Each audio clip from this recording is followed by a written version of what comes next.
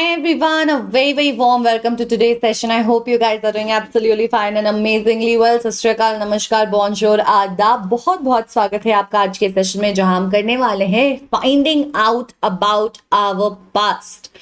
अब ये टॉपिक है हमारे chapter what, where, how and when का. इसका एक सेक्शन हम कर चुके हैं पहले ही. We have done the first part where in we have done these topics. तो पहले समझ लेते हैं कि क्या क्या टॉपिक्स है जिस चैप्टर को हम करेंगे डिवाइड. सो बच्चे, this entire chapter can basically broadly be divided into knowing the earliest people, names of the land, finding about the past and geographical framework of history. Now, knowing the earliest people and the names of the land, ये सारी चीजें हम कर चुके हैं. We'll also be having a quick recap of this in today's session. And today's topic is going to be to find out about the past and geographical framework of history. ठीक है?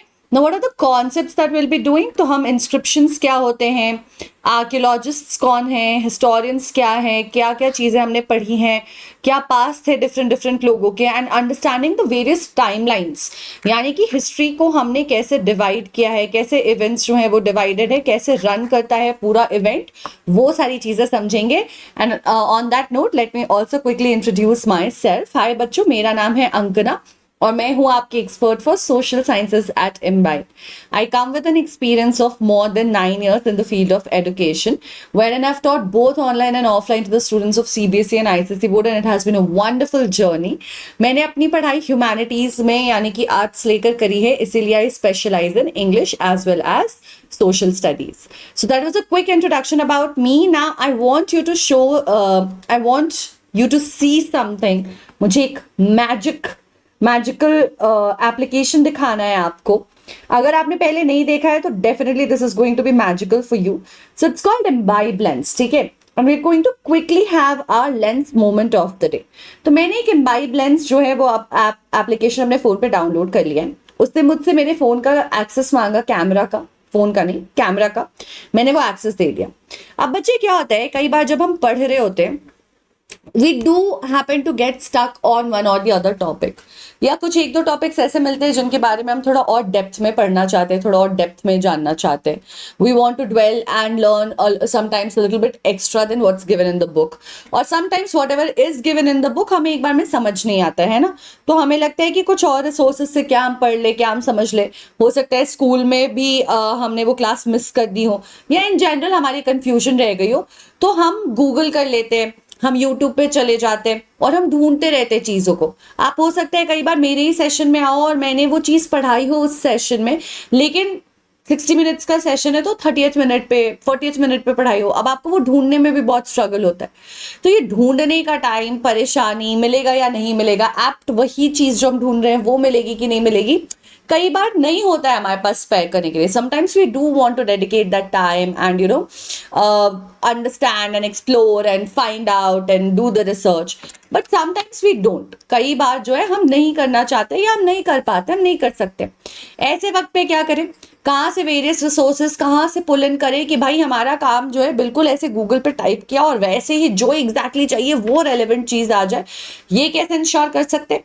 तो यहाँ पे ये इम्बाइब लेंस हमारे बहुत काम आता है. मैंने ये एप्लीकेशन खोल लिया है. अब मैं क्या करूँगी, हमारे कॉन्सेप्ट्स को ओपन करती हूँ और इसका एक स्क्रीनशॉट लेती हूँ.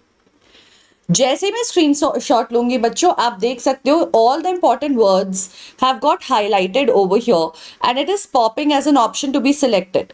यहाँ पे वो ऑप्शन सेलेक्ट होने के लिए पॉप कर रहा है. जैसे कि यहाँ पे आप टेक्स्ट बुक भी अगर स्कैन करते हो, फोटो लेते हो, तो उसके भी इंपॉर्टेंट वर्ड्स हाईलाइट होके यहाँ पे आने लग जाती है आपके सिलेक्शन के लिए. आपको लगेगा कि मैम अगर हम फोन पे ही पढ़ रहे हैं तो फिर कैसे करें, तो आप स्क्रीनशॉट ले लो और आप गैलरी से उस स्क्रीनशॉट को भी अपलोड कर सकते हो. आप किसी भी चीज़ की फोटो ले सकते हो, किसी बॉटल पे, दवाई के पीछे, मैगी के पैकेट के पीछे, बिस्किट के पैकेट के पीछे, किसी भी चीज़ के पीछे क्या लिखा है, you can take a picture of that and you know just want to learn more about it, play around it.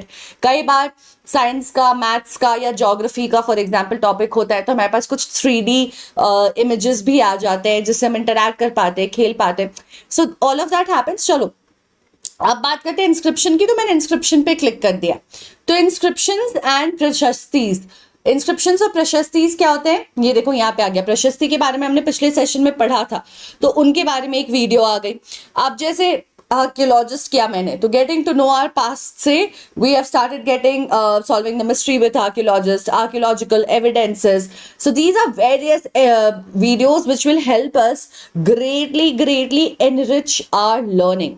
And कितना वक्त लगा ये पूरे प्रोसेस में, जब मैंने मल्टीपल चीजें सिलेक्ट की, स्कैन किया, आपको इतना समझाया, तो भी शायद 1 मिनट से ज्यादा नहीं लगा होगा. यानी कि जब आप किसी टेक्स्ट को स्कैन कर रहे हो, उससे रिलेटेड वर्ड सेलेक्ट कर रहे हो और वीडियो सेलेक्ट कर रहे हो, या आपको क्या देखना है इमेज सेलेक्ट कर रहे हो, जो भी आप कर रहे हो, इस पूरे प्रोसेस में बच्चे मैक्स टू मैक्स 30, 40, 45 सेकेंड्स लगते हैं, उससे ज्यादा बिल्कुल नहीं लगते. That's how amazing this application is, and that is why this is a big tool for you. It's a great weapon for you which will help you a lot, and that is why you should have it. Right, चलो तो अब इसी बात पे शुरू करते हैं session. Will start with 3 questions. हम 3 सवालों के साथ शुरू करने वाले हैं हमारा सेशन. ठीक है, अब ये 3 सवाल जो हैं विल हेल्प यू अंडरस्टैंड आपको कितना आता है जो टॉपिक हम करने वाले हैं उसके बारे में, कि आपको कुछ पता है या नहीं. तो अगर आप आंसर नहीं कर पाओगे तो कोई दिक्कत नहीं है, this no harm in it. Just ensure that once we have watched the session, then you come back to these questions and then check whether you know the answer to these questions or not. Because as of now, even I don't expect that you should be aware about the answers and you should be able to answer these questions, because अभी हमने पढ़ा नहीं है. धीरे धीरे ये questions हम recap से ही एसोसिएट कर देंगे, रिकैप से ही रिलेट कर देंगे. तो 3 सवालों के साथ हम शुरू करेंगे, लेकिन पहले एक फटाफट रिकैप कर लेते हैं. ठीक है, तो सबसे पहले हमने क्या पढ़ा.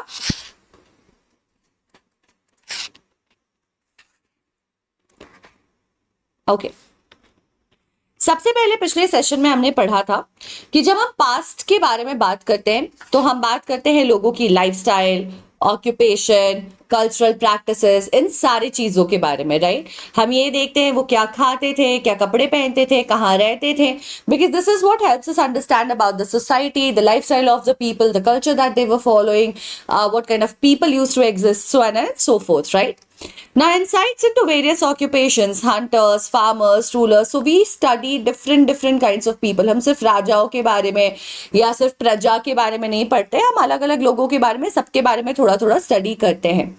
उनकी चाइल्डहुड एक्टिविटीज, क्या कहानियां थी, सॉन्ग्स, ये सारी चीजें बेसिकली जैसे पोम्स है या ये सब कुछ लिखा हुआ है पुराना, उनको जब हम पढ़ते हैं तो हमें सोसाइटी का एक रिफ्लेक्शन मिलता है. हमें समझ आता है लोग कैसे बड़े हो रहे थे, क्या माइंडसेट लेके चल रहे थे, क्या अप्रोच था टुवर्ड्स लाइफ उनका, how they how they used to live, how the political system was, how the social system was, किस तरीके के जॉब्स थे लोगों के पास, सेटलमेंट कैसे होती थी, एटसेट्रा.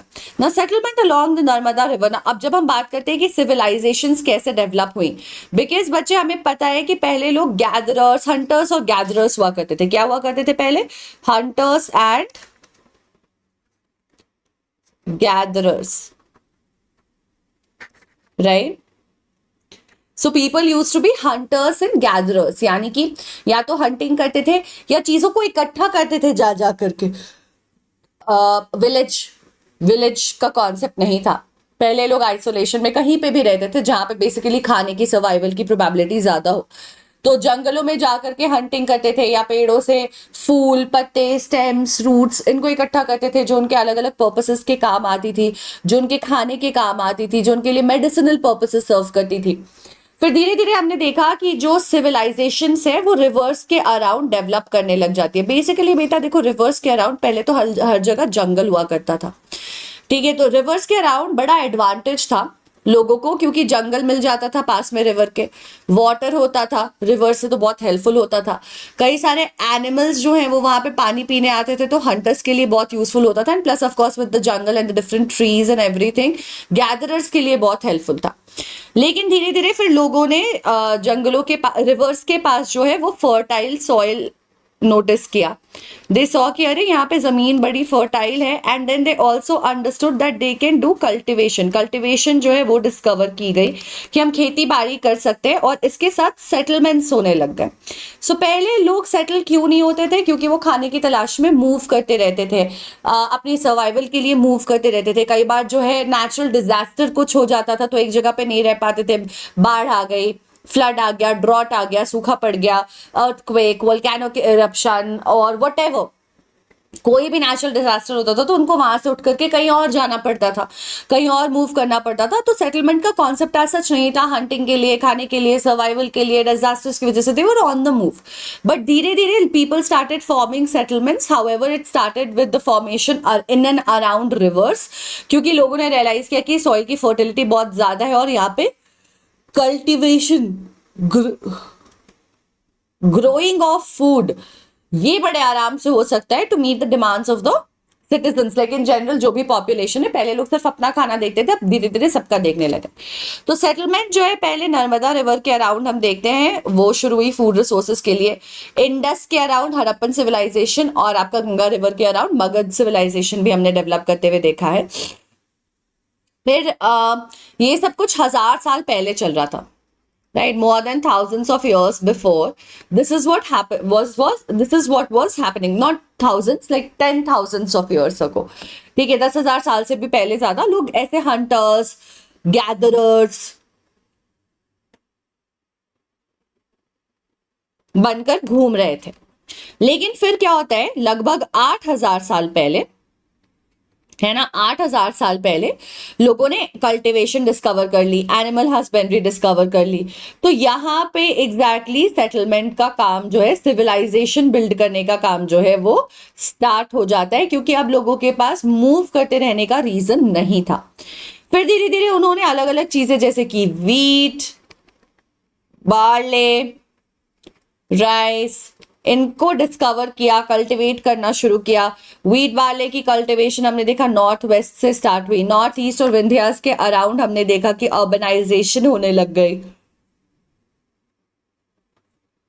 लोगों ने राइस का कल्टीवेशन शुरू कर लिया। अर्बनाइजेशन से क्या मतलब है, आज की सिटीज मत इमेजिन करो, but cities where more people were settle, where trade primarily was happening. यहाँ पे क्या हुआ करता था, ट्रेड ज्यादा जोर शोर से हुआ करता था। मगध रीजन जो कि मॉडर्न बिहार है, is significant for ancient culture, cultural exchanges due to migrations, enriched traditions. ठीक है, तो अब ऐसा है कि मगध बेटा बहुत फेमस था, जो प्रेजेंट बिहार है, अपने कल्चर की वजह से, डेवलपमेंट की वजह से, it was one of the most prosperous civilisations. और जब आपके पास पैसे होते हैं तो नेचुरली आप अपने वक्त के हिसाब से ज्यादा डेवलपमेंट करने लग जाते हो, और उसको देखने के लिए लोग दूर दूर से आते थे कि आखिर ऐसा ये क्या कर रहे हैं, इनसे हम क्या सीख सकते हैं, क्या टेक्नोलॉजीज इनके पास है, जैसे कि पर्शियन व्हील, स्पिनिंग व्हील, ऐसे कुछ कुछ चीजें जैसे धीरे धीरे मेडिवल इंडिया में आप देखोगे आते हुए। इसके बाद तो ऐसे डिस्कवरीज लोगों की जो है जिंदगी बदल रही थी। ठीक है, अभी हमें मेडिवल इंडिया नहीं पढ़ना है, अभी हम एंशिएंट इंडिया पे फोकस कर रहे हैं। फिर लोग ट्रैवल करते थे, ट्रैवल के अलग अलग रीजन थे। ट्रैवल लोग ट्रेड के लिए, सर्वाइवल के लिए, एक्सप्लोरेशन के लिए, अपनी क्यूरियोसिटी में अलग अलग रीजन से करने लग गए। अब जब लोग ट्रैवल करने लगे तो नेचुरली बेटा exchange of traditions and culture होने लग गया, तो एक डाइवर्स स्टेटस क्रिएट हो जाता है जहां पे सब लोग एक दूसरे से बहुत कुछ सीख रहे थे।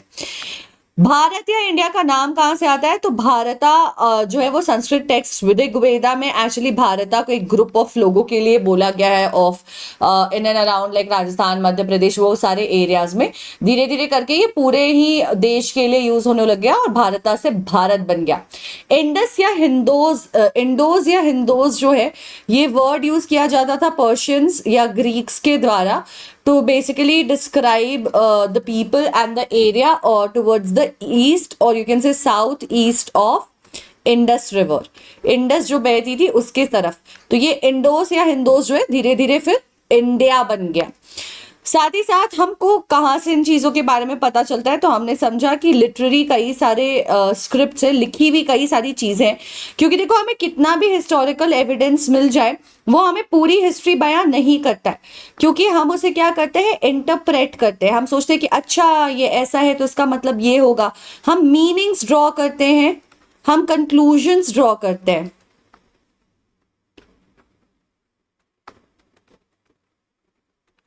हम मीनिंग्स या कंक्लूजन्स ड्रॉ करते हैं और इसके बेसिस पे हम सोचते हैं कि अच्छा this may have been this case. But जैसे जैसे हमारे हाथ में और एविडेंसेस आते जाती हैं, हमें पता चलते जाता है कि अच्छा कितना सही कितना गलत, क्या है क्या नहीं है, राइट। तो मैन्यूस्क्रिप्ट्स ने इसमें बहुत हमारी मदद की है। बट मैन्यूस्क्रिप्ट्स बेटा पाम लीव्स और बर्च बार्क पे पहले लिखी जाती थी और प्रिजर्व की जाती थी एंशिएंट नॉलेज को। इसमें religion, royalty, medicine, science, epics सब चीज़ों के बारे में लिखा हुआ है और ये हमें एक डेप्थ देती हैं और अंडरस्टैंडिंग देती हैं ऑफ द पास्ट, क्योंकि ये रिटन है तो जिसने लिखी है उसने ढंग से सब कुछ डिस्क्राइब किया हुआ है। बट एविडेंसेस में क्या होता है, हमें अंडरस्टैंड करना पड़ता है, हमें कंक्लूड करना पड़ता है कि हमें क्या चाहिए, क्या नहीं चाहिए, क्या हो सकता है, क्या नहीं हो सकता है। So now let's get started with three questions. The word manu, as in manuscript, means hand in Latin. ये जो manuscript में manu शब्द लिखा हुआ है वो आपका hand mean करता है लैटिन में।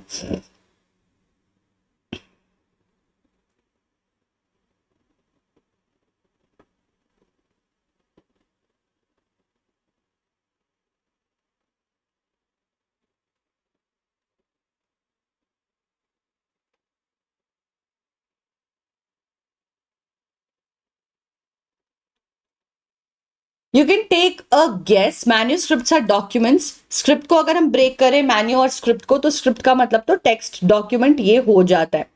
तो मैन्यूस्क्रिप्ट का मतलब क्या होता होगा, उसमें मैन्यू किस चीज के लिए स्टैंड करती होगी, आप उसका एक गेस आराम से ले सकते हो।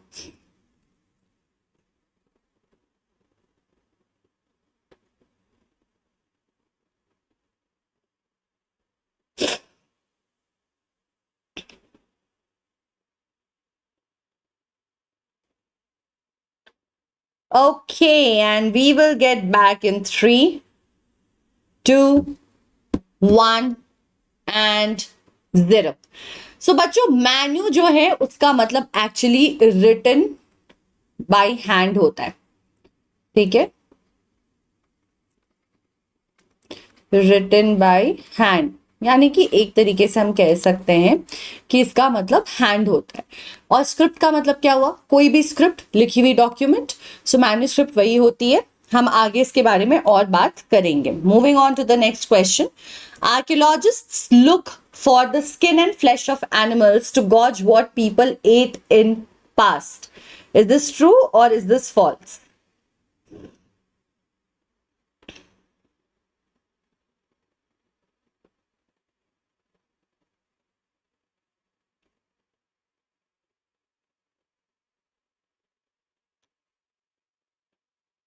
हिंट दिखा देती हूं आपको।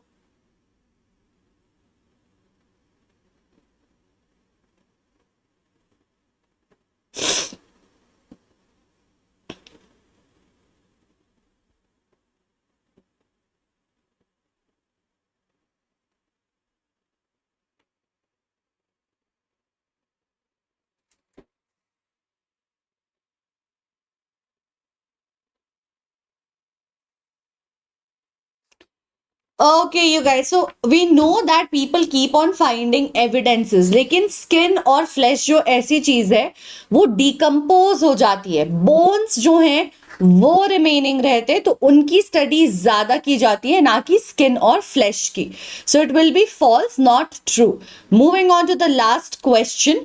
व्हाट डज BCE और BC stand for? Before Christ, before beginning of the Christian era, or beginning of the common era?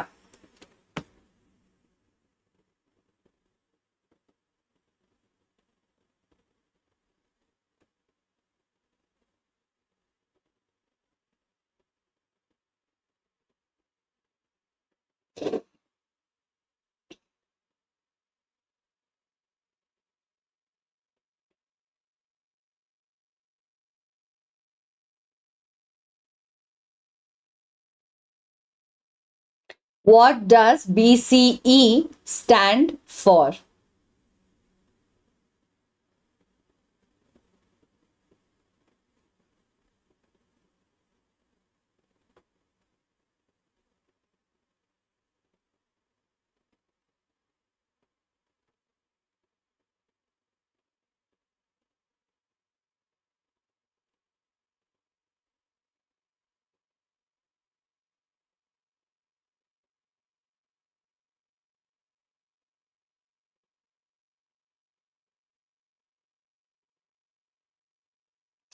बच्चे बीसी जो है हम ईयर्स को मेजर करने के लिए यूज करते हैं, और बीसी या बीसीई बिफोर क्रिश्चियन या बिफोर क्रिश्चियन एरा मार्क करता है। यानी कि इस इवेंट के बाद विच इज क्राइस्ट्स बर्थ, उसके बाद का जो एरा है वो आप, उसके पहले का जो एरा है वो बीसीई की तरह रेफर किया जाता है कि एक बड़ा इवेंट है, उसके बाद हमने टाइमलाइन जो है अलग तरीके से काउंट की है एडी में। ठीक है, have you ever taken part in a treasure Hunt? कभी किया है ट्रेजर हंट घर पे, स्कूल में, और watched one on TV? I am sure TV वगैरह पे तो देखा ही होगा। Well, what do we see in treasure hunts? हम ये देखते हैं ऑब्जेक्ट्स छुपे होते हैं, क्लूज गिवन होते हैं, या लोग क्लूज पहले ढूंढते हैं, उसके बेसिस पे, क्लूज के बेसिस पे जाकर के फिर ऑब्जेक्ट्स भी ढूंढते हैं, और फिर अपना जो भी कंक्लूजन है या ट्रेजर है उसको फाइंड आउट कर लेते हैं। अब बेटा पास्ट को स्टडी करना ना एक सिमिलर अप्रोच है, ऐसा ही कुछ सिनेरियो होता है। यहाँ पे हिस्टोरियन होता है एक इंसान जो पास्ट की स्टडी करता है, हिस्ट्री की स्टडी करता है, वो ऐसे ही क्लूज ढूंढ रहा होता है और उस क्लूज के बेसिस पे अपने ऑब्जेक्ट्स ढूंढ रहा होता है, और जब उसे कुछ बड़ा मिल जाता है तो वो उसका ट्रेजर बन जाता है, जहां से हिस्ट्री के बारे में हमें बहुत कुछ पता चल जाता है। ये सब कुछ जो हम पढ़ रहे हैं, कैसे लाइफ थी, क्या हो रहा था, ये कैसे पता चल रहा है हमको? ये ऐसे पता चल रहा है because there are people who have read these evidences, there are people who have paid a lot of attention to these evidences, hence we have all of these details for ourselves, right? तो यहीं से कहानी शुरू होती है। अब हम कुछ शब्दों के मतलब समझेंगे, कुछ शब्द इनमें से हमने प्रीवियस सेशन में ऑलरेडी डिस्कस कर रखे। तो पहला वर्ड जो हमारे पास आता है वो आता है इंस्क्रिप्शंस। इंस्क्रिप्शंस का मतलब क्या होता है? तो इंस्क्रिप्शंस का मतलब होता है कि दीज आर राइटिंग्स जो हार्ड सरफेस पे की गई हो। जैसे कि मैन्यूस्क्रिप्ट्स भी हमें समझ आ रहा है कि राइटिंग्स ही है, डॉक्यूमेंट्स ही है, टेक्स्ट ही है, डॉक्यूमेंट्स हैं, टेक्स्ट है, या कह लो रिटन मटेरियल है, लेकिन कहाँ लिखा जा रहा है उससे बहुत ज्यादा फर्क पड़ता है। जैसे कि ये जो आप यहां देख पा रहे हो, ये एक मैन्यूस्क्रिप्ट की तरह ट्रीट किया जा सकता है, एक स्क्रिप्ट की तरह ट्रीट किया जा सकता है। लेकिन जब आप रॉक पे कुछ लिखा पाते हो, वॉल पे, पिलर्स पे, ठीक है, यानी कि कोई हार्ड सरफेस, कोई बहुत बहुत मुश्किल से ऐसे पत्थरों से लिखा हुआ, ऐसे हार्ड सरफेस जैसे कि स्टोन या मेटल, इन सारी चीजों पे जब लिखावट की जाती है तो उसको इंस्क्रिप्शन कहते हैं। So in the past when kings wanted their orders inscribed, जब उनको चाहिए था कि उनके ऑर्डर्स जो है वो इंस्क्राइब किए जाए, मतलब बेसिकली पत्थर की लकीर क्यों कहते हैं, पहले पत्थर पे लिख दिया जाता था, और जो लिख दिया जाता था, जो राजा ने बोल दिया है, जो राजा ने ऑर्डर दे दिया है, वो ही पत्थर की लकीर हो जाती थी, वो होना ही होता था, लोगों को फॉलो करना ही होता था, right? So in the past, when kings wanted their orders inscribed, when they wanted to pass on some message and people to be aware about it, वो inscribe करवा देते थे पत्थरों पे, metals पे, दीवारों पे, कहीं लिखवा देते थे एक हार्ड सरफेस पे, ताकि सब देखते रहे, पढ़ते रहे और उसे ओबे करते रहे। जैसे कि अब हमारे पास बहुत जगह पोस्टर्स रहते हैं, drive slow, be safe, don't drink and drive, ये सब क्या कर रहे हैं? ये इंस्क्रिप्शंस नहीं है exactly, but these are these writings which is constant reminder to us, है ना? ये एग्जैक्टली हमारे लिए ऑर्डर्स भी नहीं है, बट उसको देख देख के हमें याद रहता है, हम उसे ओबे करते हैं, हम उसे फॉलो करते हैं। वैसे ही राजाओं को जब चाहिए था कि उनके ऑर्डर्स फॉलो हो, वो इंस्क्राइब करा देते थे, लिखवा देते थे पत्थरों पे, और इसके लिए पर्पस मतलब इसके लिए जो यूज होता था उसे ही हम इंस्क्रिप्शन कहते हैं, ठीक है? उसे हम क्या कहते हैं? उसे ही हम इंस्क्रिप्शन कहते हैं, ठीक है? तो this is what inscriptions used to be. जैसे कि आप यहाँ पे देख सकते हो, पत्थरों पे लिखा हुआ है, यहाँ पे है ना, एक पत्थर पे लिख दिया गया है, ये देखो, ये एक इंस्क्रिप्शन का एग्जाम्पल है, ठीक है? Now there are other kinds of inscriptions as well, where men and women, which is including the kings and the queens, recorded what they did. तो जैसे आप में से कई सारे लोग अब जर्नल्स लिखते होंगे, है ना? आप लोग जर्नल लिखते होंगे, डायरी एंट्री करते होंगे, अपनी एक डायरी मेंटेन करते होंगे, उसमें कहानियां लिखते होंगे, उसमें कुछ कुछ बातें लिखते होंगे, अपने मन के थॉट्स लिखते होंगे, या दिन में क्या हुआ, व्हाटएवर।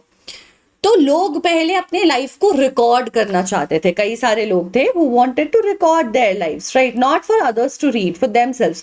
उनकी जर्नलिंग कहाँ पे होती? वो अपने जर्नल्स कहाँ लिखते? पहले पेन पेपर नहीं था, ये सब लिखने का कॉन्सेप्ट नहीं था, तो वो पत्थरों पे ओपन में कहीं अपना कोई इवेंट अगर अपने लाइफ का बताना चाह रहे हैं, या कुछ कोई इंस्टेंस, या रोज रोज की entry, every days entry they wanted to do, तो they would inscribe on the walls only. तो हमें कई सारे लोगों की जिंदगी का, यानी कि बायोग्राफी आप एक तरह से कह सकते हो, तो कुछ लोग अपने बारे में लिखते थे, कुछ लोग अपने परिवार के बारे में, मान लो कोई क्वीन है तो हो सकता है वो अपने राजा के बारे में लिख दे। तो इस तरीके से हम देखते हैं कि अलग अलग लोगों के लाइफ के अकाउंट्स हमें इंस्क्राइब्ड मिलते हैं ऑन द वॉल्स। जैसे कि records of victories in battle, तो कोई बैटल हुआ तो किसके बीच में हुआ, वो बैटल की जर्नी क्या रही, बैटल के डिटेल्स क्या थे, अगर वो जीते तो कैसे जीते, क्या स्ट्रैटेजी यूज की उन्होंने, सारे डिटेल्स की, कितने लोग मारे गए, कौन कौन था, किसके किसके बीच में हुआ, किन किन किंगडम्स के राजा थे, ऐसा हो गया। या फिर मान लो चाइल्ड बर्थ हुआ किसी का, तो it was an happy occasion. या फिर कोई नया किंग जो है बना, तो वो क्राउन पहनाने की, मतलब जो कोरोनेशन हो गया, या ये सारी चीजें हो गई। ऐसा कोई भी हैपनिंग इवेंट हुआ तो इसके अकाउंट्स हमें मिल जाते हैं, बैटल्स के अकाउंट्स, कोई एक्सेप्शनल, कुछ डिफरेंट फ्रॉम रेगुलर अगर कोई भी चीज होती है, तो people would write it on the wall, and a lot of people would in fact write a lot of events of their life, not just the special ones, the less special ones as well। जो biography हो गई, diary entry हो गई, journaling हो गई, उसका काम करने के लिए कहीं ना कहीं ये सब भी हमें इंस्क्रिप्शंस के फॉर्म में मौजूद मिलते हैं। अब आती है बारी आर्कियोलॉजिस्ट्स को समझने की। तो मैंने आपको कल के सेशन में बताया था कि हमारे पास जो एविडेंसेस होते हैं ऑफ द पास्ट,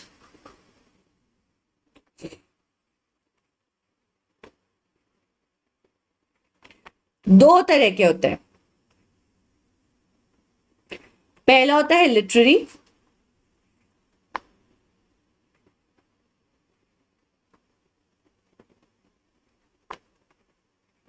और दूसरा होता है आर्कियोलॉजिकल। तो पहला एविडेंस होता है लिटरेरी, दूसरा होता है आर्कियोलॉजिकल। रिटन चीजें जो भी हो गई, रिटन मटेरियल जो भी हो गया, जहां लेखा जोखा मिल जाता है, मैन्यूस्क्रिप्ट्स, इंस्क्रिप्शंस,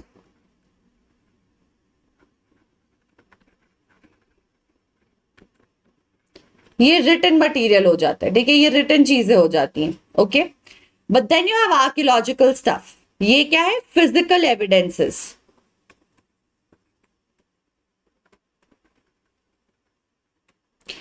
यानी कि remains of, maybe let's say skeleton of humans or animals। Animal bones हमने क्वेश्चन में भी देखा था, लोग पढ़ते हैं, जैसे ये आप देख सकते हो। या फिर यूटेंसिल्स एंड कॉइन्स, वेपन्स, जो भी उस वक्त इस्तेमाल होता था, उसमें कुछ भी अगर फिजिकल रिमेन मिल गया, कैसे घर थे, क्या पत्थर थे, किस तरीके की दीवार होती थी, इनमें से कोई भी डिटेल अगर मिल जाता था, वो आर्कियोलॉजी में फिजिकली जिसे आप स्टडी कर सकते हो, देख सकते हो, छू सकते हो, वो आर्कियोलॉजिकल एलिमेंट होता है। तो नेचुरली इन चीजों की जो पढ़ाई करता होगा उसे हम आर्कियोलॉजिस्ट बोलते होंगे। So there were many other things that were made and used in the past, correct, बहुत सारी चीजों का इस्तेमाल होता था। इन चीजों का, इन ऑब्जेक्ट्स का जब हम स्टडी करते हैं तो उसे हम आर्कियोलॉजी कहते हैं। उस स्टडी को, उस सब्जेक्ट को हम क्या कहते हैं?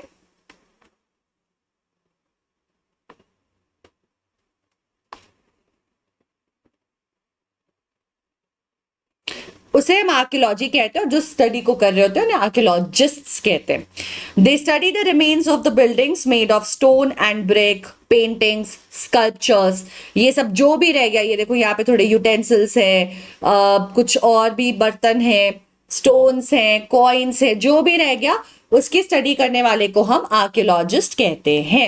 अब आपके पास आ चुका है question. Inscriptions are the type of writings engraved on hard surfaces such as rocks, pillars, walls of forts and palaces. Is this statement true or is this statement false? Just in 15 seconds, I will also show you the hint if in case you have not been able to answer the question.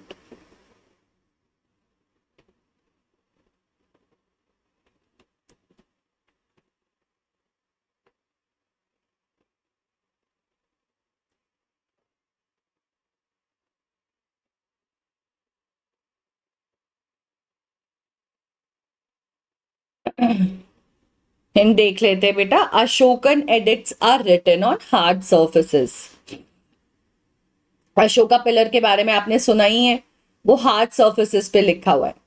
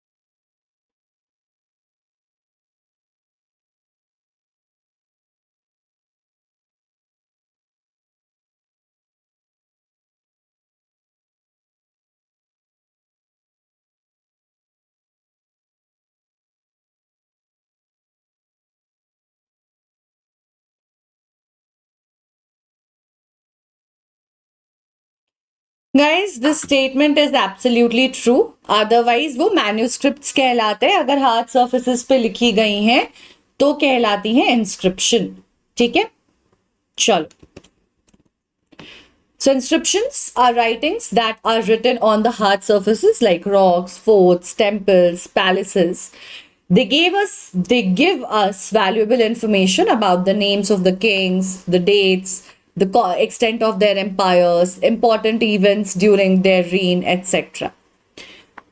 Now a quick reminder, आप देखो भाई, पढ़ाई in general जल्दी किसी को भी पसंद नहीं आती है ना। कौन है, कोई जल्दी नहीं होगा जो आपको मिलेगा कहेगा कि अरे आई लव टू स्टडी। पढ़ाई से अच्छी तो कोई चीज ही नहीं बची दुनिया में, या मुझे नहीं लगती है, मुझे अगर कुछ चाहिए तो मुझे सिर्फ पढ़ना चाहिए। ऐसा नहीं मिलता है हमें, कोई ऐसा होता ही नहीं है ना, ऐसा होता भी नहीं है, मतलब it doesn't really happen. So what I wanted to tell you was that how can we make your learning very very fun. Science में बच्चे बहुत सारे एक्सपेरिमेंट्स होते हैं जो हम कर नहीं पाते because we are young. Lab ले जाना अलाउड मतलब नहीं होता है नॉर्मली क्लास 6 में, और उतने ज्यादा कुछ एक्सपेरिमेंट्स नहीं है। कई बार कुछ चीजें हम घर पे कर लेते हैं अगर हमारे पास टूल है तो। नहीं है इक्विपमेंट्स या उसके ऑप्शन तो हम देखते हैं, टीचर्स कई बार परफॉर्म करा के दिखा देते हैं, कई बार वो भी नहीं होता है। डज दैट मीन कि लर्निंग कॉम्प्रोमाइज होनी चाहिए? बिल्कुल नहीं, लेकिन लर्निंग फन भी होनी चाहिए। तो आप वर्चुअली अब अपने प्रैक्टिकल्स को प्रैक्टिस कर सकते हो with the help of virtual learning experience imbibe VLE, जो कि आपके लिए किसी भी ऐप स्टोर प्ले स्टोर पे आपको मिल जाएगा, फ्री है। वहां से आपने सिर्फ इसे डाउनलोड करना है and then you just have to start using it and it's going to be an amazing experience. Trust me, it's going to be super fun. And आप अपनी सारी लर्निंग, आप अब सीनियर क्लासेस के एक्सपेरिमेंट्स कुछ भी कर सकते हो, कोई डेंजर नहीं है, कोई रिस्क नहीं है, and you will also be performing the experiments and learning a lot about it. Plus we have actually created a lot of fun videos for you guys. हमने आपके लिए बहुत fun videos बना करके रखे हुए हैं जिसकी मदद से आप पढ़ सकते हो। हिस्ट्री के बहुत प्यारे प्यारे videos बना करके रखे हुए हैं।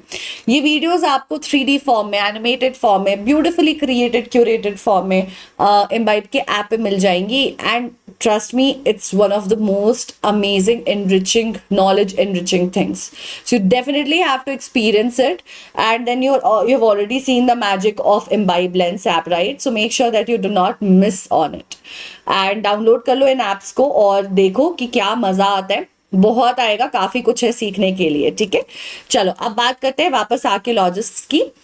तो बेटा आर्कियोलॉजिस्ट और क्या करते हैं? ये वो लोग हैं जो आर्कियोलॉजी की स्टडी कर रहे हैं, यानी कि आर्कियोलॉजिकल एविडेंसेस की स्टडी कर रहे हैं कि पुराने बर्तन, कॉइन्स, कुछ भी पुराना सामान मिला जो लिखे फॉर्म में नहीं है, जो इस्तेमाल किया जाता होगा लोगों के द्वारा, उनके बोन्स, कुछ भी, कोई भी रेमेनेंस ऑफ द पास्ट, कुछ भी रिमेनिंग्स ऑफ द पास्ट अगर मिलती है तो वो इसकी स्टडी करते हैं।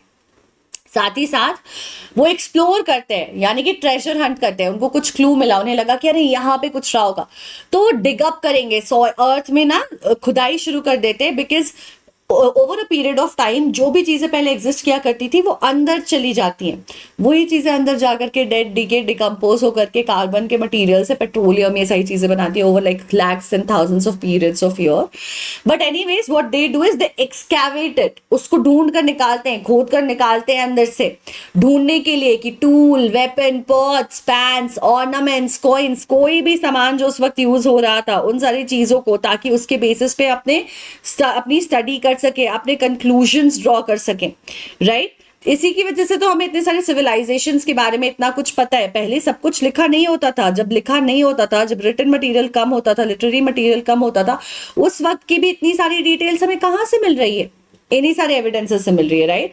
सो some of these objects may be made up of stone, other others of bones, कुछ बोन से बना होता था, कुछ ये बेक्ड क्ले यानी कि मिट्टी के बर्तन जो फिर पकाए हुए रहते थे, कुक्ड रहते थे, बेक्ड रहते थे, मेटल्स के रहते थे। कुछ ऑब्जेक्ट्स जो है वो हार्ड इम्पेरिशेबल सब्सटेंसेस के बने हुए हैं जो कि लंबे लंबे समय तक रह जाते हैं, जैसे कि पत्थरों के बने हुए हैं, मेटल्स के बने हुए हैं। तो अलग अलग तरह का सामान मिलता है, कुछ सामान जो तुरंत डेड मतलब डिकम्पोज हो जाए, डिस्ट्रॉय हो जाए, कुछ सामान जो टूट फूट जाए, कुछ सामान जो ड्यूरेबल रहता है, सालों साल हो जाए, कॉइन्स वगैरह वो वैसे ही रहते हैं जैसे शुरुआत में पाया जाता है। So archaeologists also look for bones. Now this is the place where we ask the question from in the beginning. Archaeologists जो है वो bones के लिए भी बहुत ज्यादा look forward करते हैं, क्योंकि उसका simple explanation है बच्चे, जो हमारी skin और बॉडी है ये मेजरली कार्बन की बनी होती है। कार्बन ही जो है वो एनर्जी कंपोनेंट होता है। ये धीरे धीरे कंप्रेस हो करके हम बहुत सालों बाद खुद पेट्रोल में चेंज हो जाएंगे और एनर्जी प्रोवाइड करेंगे दूसरों को, बट ये बहुत लंबी रेस है, इसमें नहीं जाना है। कार्बन क्या होता है ना, बहुत जल्दी डिकम्पोज होता है, यानी कि हमारी स्किन वगैरह आप देखोगे जो जिन लोगों की डेथ होती है 5 साल में, 2 साल में, आप देखोगे स्किन डिकम्पोज हो जाती है और सिर्फ हड्डियां रह जाती हैं, क्योंकि हड्डियां बनी होती है कैल्शियम की, और कैल्शियम को डिकम्पोज होने में बहुत टाइम लगता है, बहुत ज्यादा वक्त लगता है। तो इसलिए बोन्स, दांत, टीथ, ये ऐसी चीज है जो बची रह जाती हैं या डिकम्पोज नहीं होती, और इनकी स्टडी आप करो तो इससे भी आपको बहुत सारा नॉलेज लगता है, बर्ड्स के, एनिमल्स के, फिशेस के, ह्यूमंस के, कि लोग क्या खाया करते थे, किस तरीके की लाइफस्टाइल होती थी, या बोन स्ट्रक्चर को जब हम इकट्ठा करते हैं तो हमें समझ आता है कि पहले के लोग जैसे दिखते थे और हम जैसे अब दिखते हैं उसमें क्या फर्क है। हम कैसे कह रहे हैं कि होमोसेपियंस कहाँ से आए, अगर बंदरों से आए, फॉर एग्जाम्पल एप से आए बेसिकली, तो वो कैसे हमने आइडेंटिफाई किया, तो हमने बोन स्ट्रक्चर को ट्रैक किया कि पहले ह्यूमंस अगर हम इन्हें मान रहे हैं तो इनकी स्केलेटन थोड़ी अलग दिख रही है, फेस थोड़ा अलग दिख रहा है, अब की जो होती है अब अलग दिखती हैं, क्या बोन्स रह रहे थे, क्या वेपन्स लोग यूज कर रहे थे, इससे बहुत सारी अंडरस्टैंडिंग आती है। क्या खाना खाते थे, क्योंकि खाना बचा हुआ तो बिल्कुल नहीं मिलेगा, बर्तनों में खाने के ट्रेसेस नहीं मिलेंगे, तो ये सब चीजें हमें बहुत हेल्प करती हैं। प्लांट्स रिमेन सर्वाइव फार मोर रेयरली, तो प्लांट्स के जो रिमेन्स है उनका बचा रहना, इसकी प्रोबेबिलिटी बहुत कम होती है, क्योंकि कार्बन होता है और सारी चीजें होती हैं, बोन्स वगैरह नहीं होता, तो वो डिकम्पोज हो जाता है। If seeds or of grains or pieces of wood have been burned, they survive in the charred form. अगर ऐसा हुआ है कि किसी ने खाना पकाया और उसका कुछ रिमेन रह गया, कि आग लगा दी और कोई सीड है, कोई ग्रेन है, कोई अनाज है, या वैसे कोई सामान है, लकड़ी का टुकड़ा है, तो ये सब अगर बर्ट फॉर्म में रह गए, चार्ड फॉर्म में, कि काला हो गया और जल कर थोड़ा सा रिमेन्स रह गया, तो वहां पे वो प्रिजर्व हो जाती है और फिर उससे हम स्टडी कर सकते हैं, उससे हमें बहुत सारी डिटेल मिलती है, क्योंकि वैसे वो जल के प्रिजर्व हो जाती है। अगर जली नहीं है, नॉर्मल फॉर्म में थी, तब तो वो डिकम्पोज ही हो जानी है, फिर तो कोई कहना ही नहीं है, ठीक है। फिर आते हैं हमारे हिस्टोरियंस। हिस्टोरियन जो वर्ड है, वर्ड से ही समझ आ रहा है हिस्टोरियन का मतलब क्या हो सकता है, लोग जो हिस्ट्री की स्टडी करते हैं, बहुत सिंपल मतलब है। तो हिस्टोरियन जो वर्ड है वो यूज किया जाता है, वो यूज करते हैं ये शब्द called source to refer to the information found in manuscripts, inscriptions and archaeology. Source बच्चे बेसिकली किसी भी चीज का स्रोत, हाँ, स्रोत जो होता है, यानी कि कहां से कोई चीज फ्लो कर रही है, कहां से निकल कर आ रही है। तो यहाँ पे हमारे हिस्टोरियंस को क्या चाहिए, इंफॉर्मेशन चाहिए, और इंफॉर्मेशन किस चीज की चाहिए, पास्ट की चाहिए। इनको इंफॉर्मेशन कहां से मिलेगी, पास्ट में लिखी गई लिटरेरी एंड आर्कियोलॉजिकल ए छूट गया आपको। इन सामानों से मिलेगा। इन सामानों को वो सोर्स कहते हैं, यानी कि वो मटेरियल जहां से पैदा होकर के इंफॉर्मेशन आ रही है। This is where they are gazing the information from, this is where they are gaining the information from. ठीक है, तो ये जैसे कि मैन्यूस्क्रिप्ट्स हो गया, इंस्क्रिप्शन हो गए, आर्कियोलॉजी हो गई, ये सब उनके सोर्स होते हैं। ये सब जगहों से उनको इंफॉर्मेशन जो है वो मिल रही होती है about the past. Now once sources are found, learning about the past becomes an adventure. जब सोर्सेस मिलने लग जाती हैं तो आपके पास बहुत एविडेंसेस आ जाते हैं, फिर आप, it's like an experiment, it's like a whole world की एक ट्रेजर हंट में एक ट्रेजर मिल गया। अब आप तुम देख रहे हो कि ट्रेजर में क्या क्या आइटम निकल कर बाहर आ रहा है, आपके आपके हाथ में क्या क्या पड़ रहा है, आपको क्या क्या मिल जा रहा है। And how interesting and amazing is that, isn't it? So historians and archaeologists are like detectives, right? जैसे कि पुलिस केस सॉल्व करती है या कोई डिटेक्टिव केस सॉल्व करता है, वो क्या करता है? वो एविडेंसेस ढूंढता है, जानता जाता है, क्राइम सीन को एक्सप्लोर करता है। अगर चोरी हुई है तो क्या कोई फिंगरप्रिंट है, क्या सामान गायब है, हर एक डिटेल को देखता है, उस डिटेल से कंक्लूजन निकालता है और उसे लगता है कि अच्छा ये नहीं, ये भी होना चाहिए, ये कहानी हो सकती है। फिर उस लीड को फॉलो करता है, उस लीड के बेसिस पे और एविडेंसेस ढूंढता है। हमारे हिस्टोरियंस ऐसा ही करते हैं। वो कुछ ऐसे साइट्स हमें पता है जहां पे पहले सिविलाइजेशन रहती थी, या उनसे हिंट मिलता है हमें कोई इंस्क्रिप्शन से, किसी सोर्स से, किसी लिटरेरी सोर्स से, आर्कियोलॉजिकल सोर्स से, तो वो जाते हैं, उन सब जगहों की स्टडी करते हैं, उन सब जगहों पे और ज्यादा चीजों को ढूंढते हैं, पता लगाते हैं, अपने क्लूज ढूंढते हैं, उससे और ज्यादा एविडेंसेस फिगर आउट करते हैं, जरूरत पड़ी तो उनको एक्सकैवेट करते हैं और फिर उसके बेसिस पे अपने कंक्लूजन्स को ड्रॉ करते हैं। ठीक है, so that brings us to the next question. The next question is, historians जो वर्ड है, use the word dash to refer to the information found in manuscripts, inscriptions and archaeology. Source, evidence, historical proof या फिर puzzles। क्या वो शब्द है जो हमारे historians या फिर जो हमारे archaeologists हैं वो इस्तेमाल करते हैं अपने इंफॉर्मेशन देने वाली चीजों को डिस्क्राइब करने के लिए?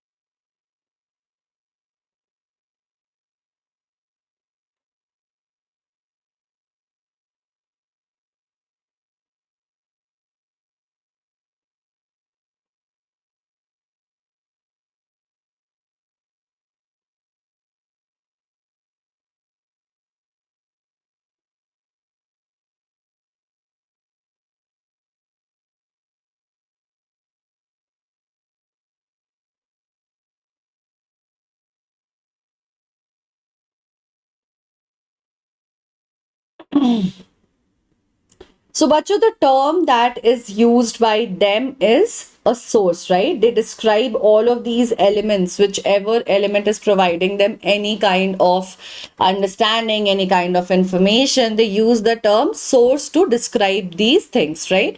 Manuscripts हो गए, inscriptions हो गए, इन्हें ये source की तरह यानी कि स्रोत of information की तरह refer करते हैं. So they use the word source to refer to the information found in manuscripts, inscriptions and any other archaeological element. Now talking about the past of different people. The title of this book is Our Pasts One. किस book की बात करें? जो हमारी history की किताब है जो हम पढ़ रहे हैं. क्यों? क्योंकि हमारा पास्ट बहुत बड़ा है, बहुत सालों से जिंदगी चलते आ रही है, ह्यूमन काइंड सर्वाइव करते आ रहा है और कैसे कैसे कैसे कैसे लोग यहाँ तक पहुंचे. तो जो वर्ड पास्ट है वो प्लूरल इसलिए है to draw the attention to the fact कि पास्ट जो है ना वो एक चीज को रेफर नहीं कर रहा है, एक चीज के लिए नहीं है. ये डिफरेंट था और डिफरेंट ग्रुप्स ऑफ पीपल के लिए है. अलग अलग वक्त में अलग अलग चीजें जो लोग कर रहे थे, और ये आप over a period of time पढ़ते जाओगे. आवर पास्ट 1 क्लास 6 में, our past 2 class 7, then our past 3 class 8, और उसमें हम अलग अलग एरा पढ़ेंगे, एंशियंट हिस्ट्री पढ़ेंगे, मेडिवल हिस्ट्री पढ़ेंगे, मॉडर्न हिस्ट्री पढ़ेंगे, राइट। तो जो लाइव्स थे, जैसे कि समझते हैं इस चीज को थोड़ा और डिटेल में, अगर हम हमारे पास्ट की बात कर रहे हैं, द लाइव्स ऑफ हर्डर्स और farmers were different from those of the kings and queen's.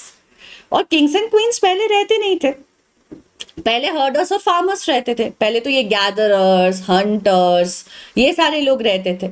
उसके बाद धीरे धीरे चेंज आने लग गया, कम्युनिटी सेट होने लग गई। पहले तो लोग नोमैडिक हुआ करते थे, इधर से उधर घूम रहे हैं, कोई सेटलमेंट नहीं है, सेटलमेंट बनी, फिर लोगों के जॉब्स चेंज हुए, वो धीरे धीरे फार्मिंग करने लग गए, कल्टिवेशन का उनको पता चला।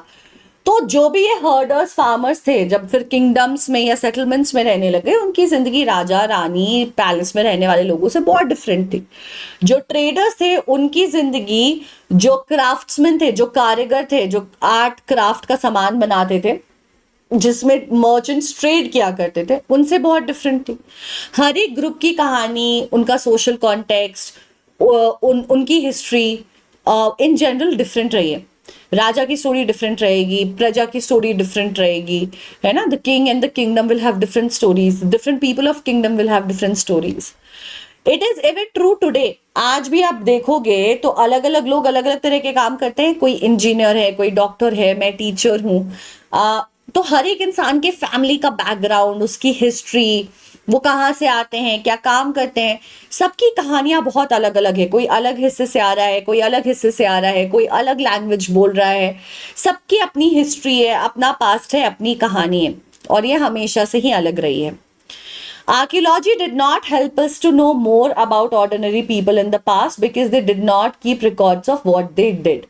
बहुत पुराने समय में हम देखते हैं कि लिटरेरी मटेरियल हमें थोड़ा कम ही मिलता है, क्योंकि लोग लिख लिख के चीजें नहीं रखा करते थे। थोड़ा बहुत जो रिमेन्स है उससे हमें थोड़ा बहुत कुछ समझ आता है, लेकिन ये बहुत हेल्पफुल नहीं है हमारे लिए, क्योंकि लोग सामान बचा कर नहीं रखते थे कि आगे लोग इसके बारे में जानना चाहेंगे। उन्हें खुद ही नहीं पता था कि कोई आगे चल करके साल 2024 में हिस्ट्री में उनके बारे में पढ़ रहा होगा। So kings on the other hand used to keep records of their victories and battles that they fought. लेकिन राजाओं को बड़ा था, हमारी प्रसिद्धि होनी चाहिए। We should be famous, people should know about us, people should know us, people should be aware about what are stories, what are victories are, and I want everyone to know about it. I want to spread the news, I want to spread the details, right. इस वजह से वो कहाँ जीते, कहाँ हारे, कितनी annexation की, कितनी बड़ी प्रजा बनाई, क्या क्या किया, वो सारे डिटेल, सारे इवेंट, सारा कच्चा चिट्ठा they used to write, they used to maintain a record of this. पहले के हिस्टोरिक जो हमारे पास्ट के लोग हैं, वो ऐसा कोई रिकॉर्ड मेंटेन नहीं करते थे, उनको इन सब चीजों से कोई लेना देना नहीं था, है ना।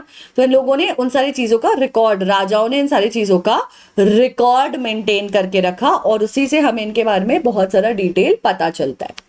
चलो नेक्स्ट क्वेश्चन पे आ जाते हैं। Archaeology helped us to know more about ordinary people in the past because they kept record of what they did. पुराने लोगों के बारे में हमें बहुत सारा एविडेंस मिलता है, उन्होंने रिकॉर्ड बनाकर रखा इसीलिए मिलता है, और इसीलिए हमें उनके बारे में बहुत चीजें पता है। क्या ये स्टेटमेंट ट्रू है या ये स्टेटमेंट गलत है?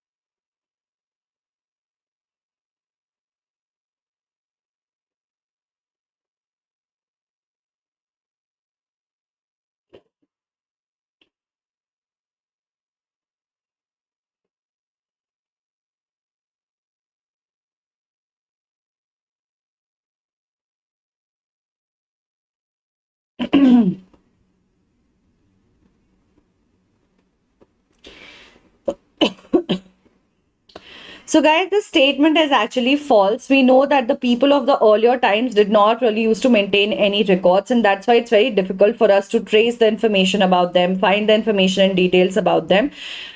Related to what the kings and the queens used to do, वो अपने सारे अकाउंट्स, किसी बैटल की ले लो, किसी भी चीज की ले लो, उसको प्रॉपरली मेंटेन करके रखा करते थे, और इस वजह से हमारे पास बहुत सारा इंफॉर्मेशन है उनके बारे में, बहुत सारी डिटेल्स है उनके बारे में।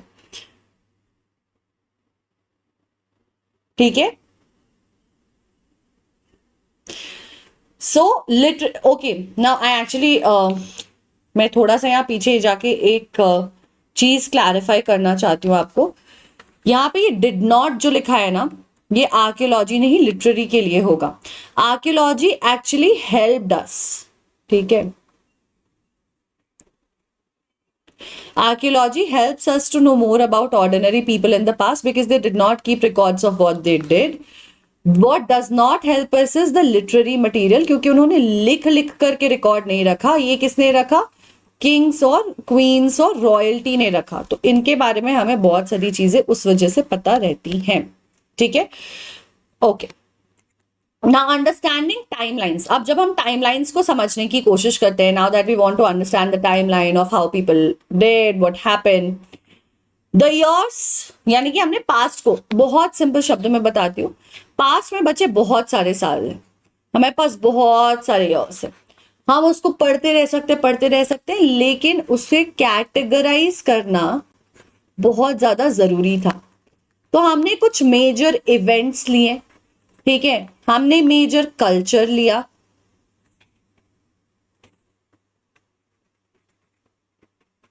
कल्चर एंड सोसाइटी, किन चीजों में थोड़ी सी कॉमनैलिटी थी, और इन सब चीजों के बेसिस पे अलग अलग पीरियड्स में पास्ट को डिवाइड कर दिया ताकि हमें पढ़ने में समझने में आसानी हो और हम रिलेट कर सके। इस वक्त प्राइमरी लोग ऐसे चलते थे, इस वक्त प्राइमरीली लोग ऐसे चलते थे, लोगों की जिंदगियां ऐसी थी, ये सब चीजें ऐसी थी, right. So the years counted from the date of the birth of Jesus Christ.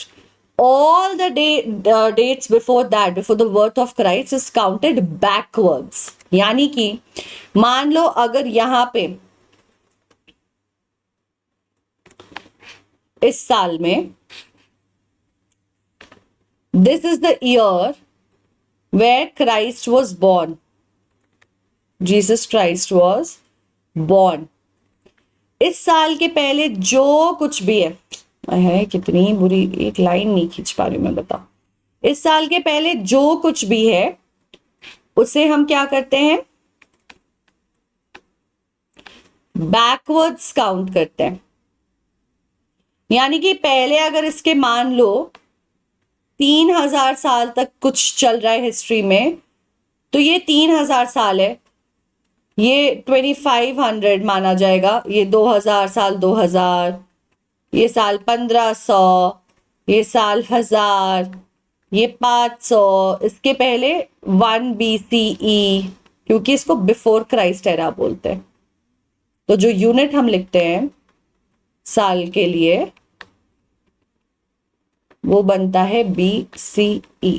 तो ये उल्टा चलता है, यानी कि ये यहां 0 पॉइंट है।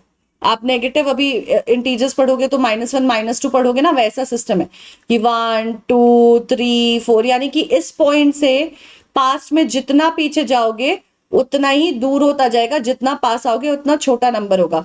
तो 1 2 3 4 बैकवर्ड काउंटिंग चलती है। हम फॉरवर्ड नहीं जाते हैं टाइम में, बैकवर्ड जाते हैं, लेकिन इसके बाद से हम फॉरवर्ड जाते हैं, यानी कि ऐसे 1 2 3 4 5 6। तो ये वो इवेंट है जिससे हिस्ट्री फॉरवर्ड और बैकवर्ड जाती है। जैसे कि अभी हम 2024 में आ गए, तो उसके बाद 2025 आएगा, 2050 आएगा एक पॉइंट पे, फिर 3000 आएगा, है ना। उल्टा नहीं होगा, यहाँ 1 से इस तरफ जा रहे हैं या उल्टा जा रहे हैं। सो ये हाँ, इसके पहले BCE में या तो उसके बाद BC, आपको दोनों ही चीजें लिखी हो सकती हैं, या इन डेट्स के अराउंड ईयर अगर 1100 है तो या तो BCE यानी बिफोर क्राइस्ट एरा, या BC यानी कि बिफोर क्राइस्ट, ऐसा मेजरमेंट लिखा होता है। तो बिफोर क्राइस्ट या बिफोर क्राइस्ट एरा जो है वो बेसिकली यूनिट है। So in this book we will refer to the dates going back from present using 2000 as a starting point. 2000 means 2000 years after the birth of Christ. समझ आ गया? तो हम आगे आगे चलने वाले डेट्स को AD जिसे कहते हैं उसे काउंट करते हैं। So BC stands for before Christ और BCE stands for before Christ era. ये तो क्राइस्ट के जन्म के पहले वाले सालों के लिए हम यूज कर रहे हैं, लेकिन जब क्राइस्ट का जन्म हो गया तो उसके बाद वाले सालों के लिए हम क्या यूज कर रहे हैं? एडी यूज कर रहे हैं, यानी कि एनो डोमिनी। एनो डोमिनी का मतलब क्या होता है? In the year of the Lord, यानी कि जिस साल जीसस क्राइस्ट का जन्म हुआ उस साल के बाद। तो अभी भी हमारा क्या चल रहा है? 2024 एडी, यानी कि ईयर ऑफ द लॉर्ड के बर्थ के 2024 साल हो चुके हैं। So sometimes CE is used instead of AD. AD के जगह कई बार आप सीई यूज होते देखोगे और बीसीई यूज होते देखोगे। बीसी की जगह वो जो मैं यहां दिखा चुकी हूं। सीई का मतलब होता है कॉमन एरा, यानी कि एडी या CE, which means common era. ठीक है, and this is before common era और before Christ era. In India, we began using this form of dating from about 200 years ago. जब हमारे यहाँ ब्रिटिशर्स आए तो उन्होंने ये सिस्टम हमारे यहाँ भी लागू कर दिया और अब हम भी यहाँ पे ये इस्तेमाल करने लग गए हैं। And sometimes the letter BP which means before present is also used. तो बिफोर प्रेजेंट यानी कि बिफोर क्राइस्ट वाला एरा ही होता है। ठीक है, तो एडी किस चीज के लिए स्टैंड करता है? आफ्टर डेज, एनो डोमिनी और आफ्टर डेथ।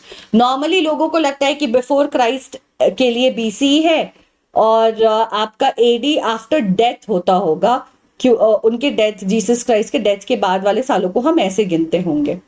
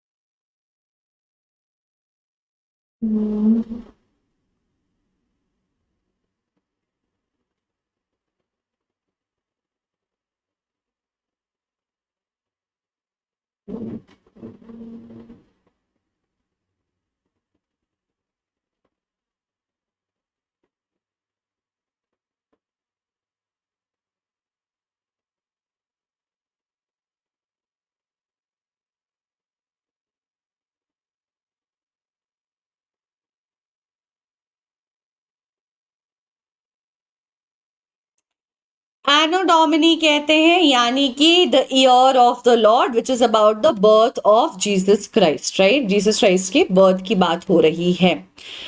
ओके, सो ऐसे करके हम हिस्ट्री को डिफरेंट टाइमलाइंस में डिवाइड करते हैं। ठीक है, तो इसी के साथ ये चैप्टर होता है हमारा समाप्त। अब हम कर लेते हैं इसकी समराइजेशन। इंस्क्रिप्शन से हमने कहानी शुरू की। इंस्क्रिप्शन क्या होता है? किसी भी हार्ड सरफेस पे जब कुछ लिखा जाए, ठीक है, written material but again on a hard surface, तो उसको हम इंस्क्रिप्शन कहते हैं, वरना आप उसे मैन्यूस्क्रिप्ट कहते हो। मैन्यूस्क्रिप्ट का मतलब anything which is been written by hand, written by hand, या तो लेकिन ये आपका लीव्स पे होता है, बार्क ऑफ ट्रीज पे होता है, पेपर पे होता है, तो मैन्यूस्क्रिप्ट्स वो हो जाते हैं। जैसे कि स्टोन, मेटल, कुछ पे लिखा गया वो इंस्क्रिप्शन है।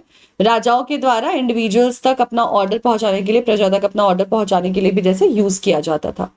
आर्कियोलॉजिस्ट स्टडी एंशियंट स्ट्रक्चर्स, जैसे कि art, artifacts to uncover past lifestyle including diet, social, societal structures of people in general. Historians rely on sources like manuscripts, inscriptions, and archaeology to piece together the history, and they also refer to them as sources only. The plural pasts highlight diverse experiences. ये हमें बताता है कि past जो है वो same नहीं है, सब लोगों की लाइफस्टाइल सेम नहीं रही है, अलग अलग ग्रुप्स रहे हैं, अलग अलग एराज रहे हैं, अलग अलग तरह के लोग रहे हैं, है ना, जो साथ में काम करते रहे। साथ में काम करते नहीं रहे, जो अपना काम करते रहे, और उनकी जब अलग अलग लाइफस्टाइल की हम स्टडी करते हैं तो हमें समझ आता है कि history can be divided in multiple events. Now archaeology often overlooks ordinary people's life due to their lack of record keeping. ठीक है। तो आर्कियोलॉजी से हमें थोड़ा बहुत फिर भी पता चलता है, लिटरेरी एविडेंसेस तो बिल्कुल भी नहीं है, क्योंकि लोग जो हैं unlike the kings and the queens who try to keep the record of their battles, their lives, their victories, their triumphs, their failures, ordinary लोगों ने कुछ नहीं रखा, तो उनके लाइफ के बारे में हमको बहुत ज़्यादा अंडरस्टैंडिंग नहीं आती है। और पास्ट जो हमारी हिस्ट्री है वो हम दो हिस्सों में डिवाइड करते हैं, जिसे हम BC या BCE कहते हैं, एंड AD या CE which is common era. मैं अपने आप को हाइड कर दूं ताकि तुम्हें पढ़ पाओ। तो BC यानी कि बिफोर क्राइस्ट, BC यानी कि बिफोर क्राइस्ट एरा या before common era. AD is Anno Domini which means the year of the Lord which is after the birth of Jesus Christ, and CE is common era which is today. तो ये Jesus Christ के birth से हम करते हैं, उसके पहले के सब कुछ को BC काउंट करते हैं, जो कि बैकवर्ड्स मूव करता है ईयर में, एंड AD वाला फॉरवर्ड मूव करता है। एनो डोमिनी इसका फुल फॉर्म है, ठीक है। Now guys about the imbibe application, as you know that it's very important for us to have a good support system, but it's also very important for us to be aware about that good support system for us ourselves. तो आपके लिए हम बहुत सारे 70,000 से भी ज्यादा हमने ब्यूटीफुल हर गोल की अमेजिंग वीडियोस बना रखी हैं। आपको कुछ पढ़ना है, बुक का पढ़ना है, सिलेबस का पढ़ना है, एडिशनल पढ़ना है, हाई ग्रेड का पढ़ना है, अब बहुत प्यारी प्यारी वीडियोस हैं। तो imbibe लर्न में जाना है, वहां पे देखना है और आपको ये सब कुछ मिलेगा।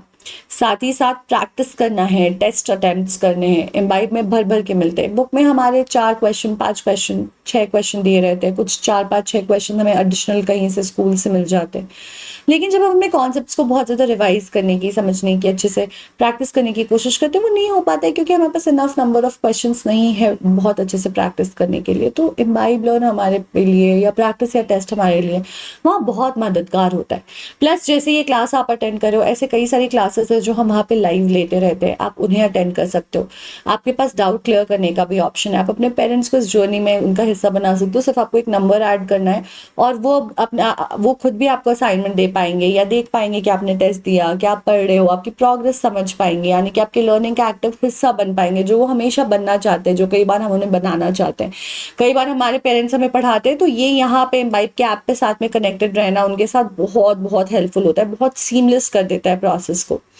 End of course creating your achieve journey हमारी इस तरीके से मदद करती है कि हम हमारे ग्रेड्स को इम्प्रूव करना चाहते हैं, कभी किसी टॉपिक पे, किसी चैप्टर पे, किसी सब्जेक्ट पे, है ना। तो अचीव जर्नी क्या करती है, हमारी प्लानिंग और स्ट्रैटेजाइजिंग मुश्किल होता है। ये प्लान कैसे बनाए, कितना वक्त लगेगा, समझ ही नहीं आ रहा है, क्या स्टेप्स फॉलो करें कि एग्जैक्टली हम अचीव कर पाएंगे। बहुत सिंपल है, आपको सिर्फ बताना है आप कितने दिन में किस ग्रेड से किस ग्रेड तक जाना चाहते हो, आप रोज कितना वक्त दे सकते हो, और आपके लिए प्लान, स्ट्रैटेजी, रिसोर्सेज, रिमाइंडर्स, सारी चीज़ों का जो जिम्मेदारी है वो हम ले लेंगे। So that is your achieve journey. Plus we have beautifully interactive kubos created, and then there is of course imbibe lens, which you have already learned about. But the thing is that it's just last few days of free access to imbibe, so just make sure that you're not missing out on it. And plus other advantages of VLE app, imbibe lens app, you already are aware of, right? और ये देखो यहाँ पे आप जब I don't know why is this happening. One second, हाँ